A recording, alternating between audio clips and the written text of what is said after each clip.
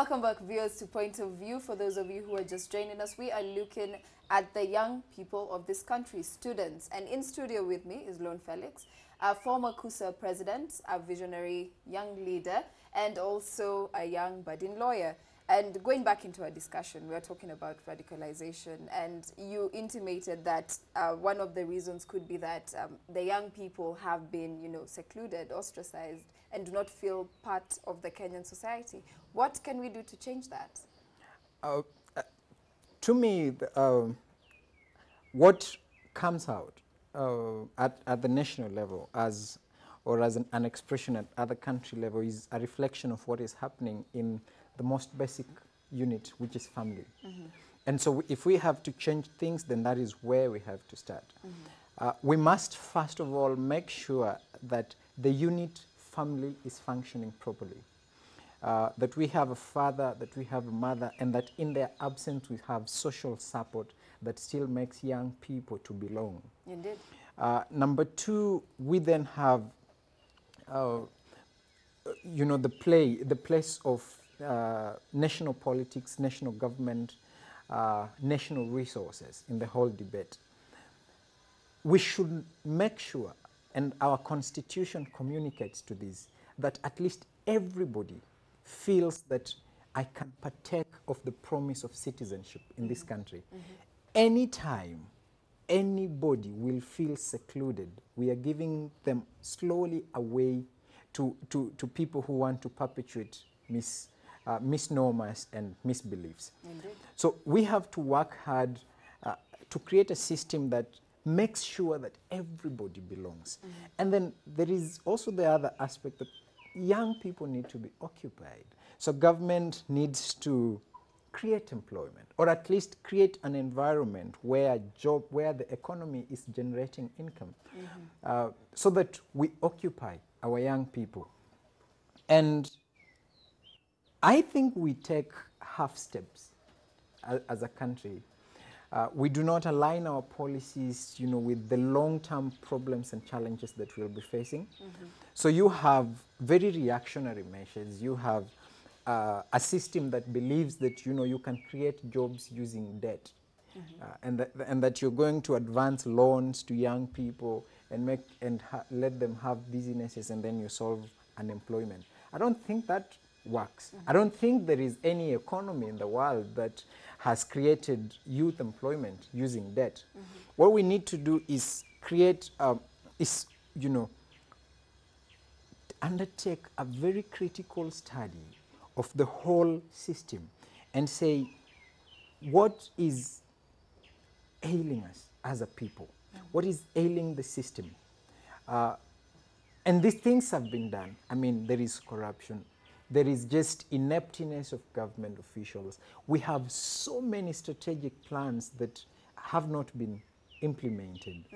You have devolution that has come into play, which holds a lot of promise, but it's not being supported adequately, in my opinion.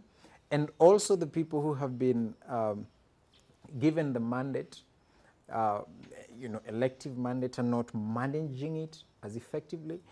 And then the other aspect is perhaps, and probably this is something that we have to deal with. The framework of our devolution is unparalleled.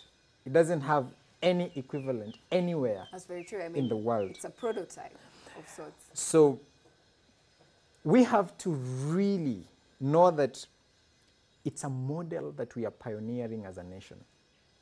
Why was devolution in the first place put in the Constitution? Because we wanted to take opportunity to the people. Let's take that opportunity, not graft, not pettiness, not because if you devolve corruption in this country, from a few people who are eating at the national level, you now create 47 eating centers. With many MCAs, many governors, many cabinet secretaries, everybody wishing to take a small part, will have nothing. And what you will see is youth, frustration of young people because there are no opportunities and everything like that. Indeed, so corruption is at the forefront. And in your tenure as a KUSA president, you have had the chance to interact with many students, from different backgrounds, different religions, and from representing different dimensions. And what do you think should be the message that should be sent or spread to them across the board to keep them, you know, in as part of the majority of Kenyans? One thing that, one key lesson that my 1 year in office gave me was the, the similarity of our problems and issues, and also the enormity of it. Just the number of people who would walk into your office and tell you, I don't have 50 shillings for lunch. That is how desperate the situation is. You know, we may rebase the economy and say we are now on the lower level of middle income economies. Yeah. But I don't think it reflects with the reality of people. That's very true. Anytime I get an opportunity, I pass this very tough message to my generation that, you know what, we are ambitious. We want to succeed. We want to create wealth. It is a very good trait of our generation. If only we can temper it with patience and hard work. To know that for you to excel, you don't have to eat your country. Or you don't have to take away the little that you're entrusted with. That you can just excel and work, through hard work.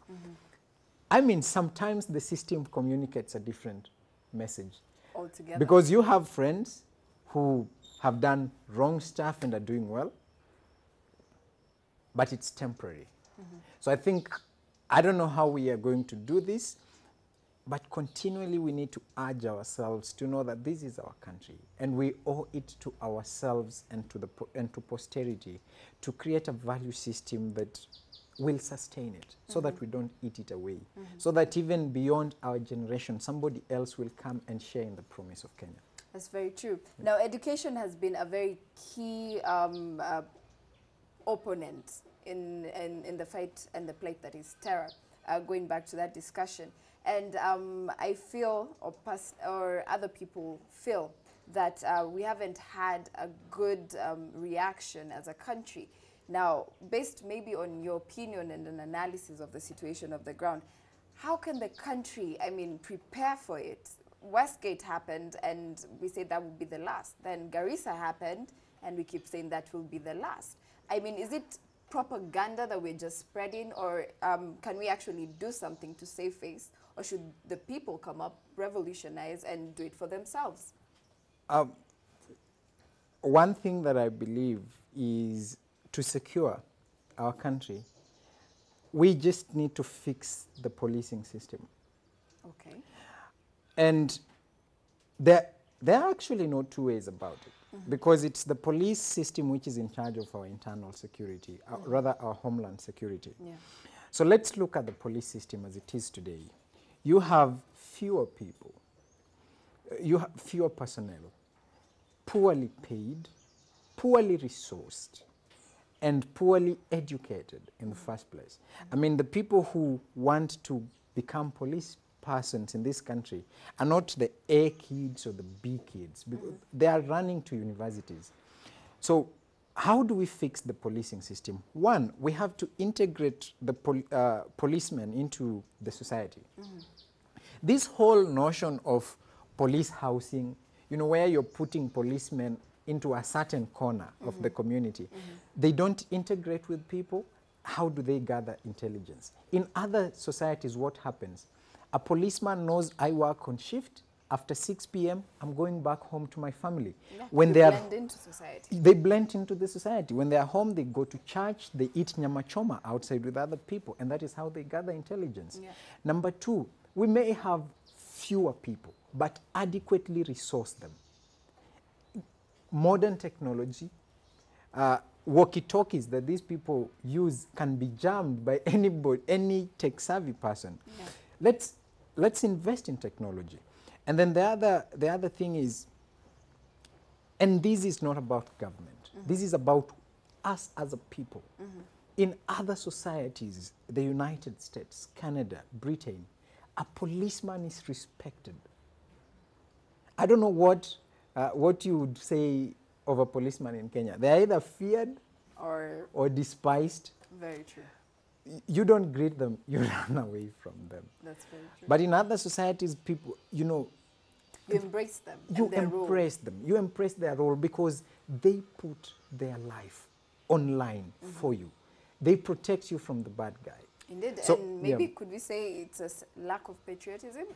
Share your thoughts after we take a short break. All right. We're taking a short break on Point of View. Keep it TVC.